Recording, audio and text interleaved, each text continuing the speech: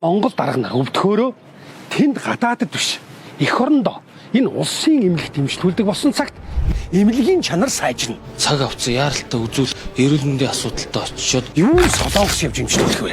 Монголын эмнэлгээ доогүй солонгос руу явууллаа гэдэг асуудал яриад шүү. Энэ сай дарга нар улсын унаагаар зам хаа залардаг биш автобусаар явдаг болсон цагт нийтийн тээвэр сайжирч замын төвжил дорхно айлна.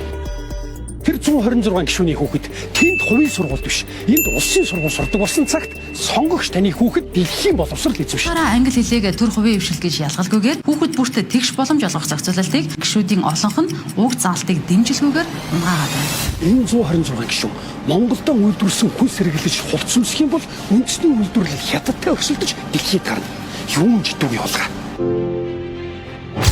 Энэ 126 гишүүн энэ гэр хороололт 4 жил амьдрахад Улаанбаатарын утаа цөм арилна шүү дээ. Юун шахмал төвшний бизнес. Энэ рэлийг үзэж байгаа таны сонгосон энэ улсын хурлын гишүүд хүүхдэн сурдаг улсын сургуулийн төлөө санаа зовж, өөрөө нэмжлүүлдэггүй эмнэлгийн төлөө сэтгэлээ чилээч, өөрөө суудгүй автобусны асуудал бүхэндэн эхнэр нь худалдаж авдаггүй үндэсний үйлдвэрлэл сэтгэлэн зовж, үнэтэй хаусаас гэр хорооллын амьдралыг өрөвддөг гэж та бодож байна уу?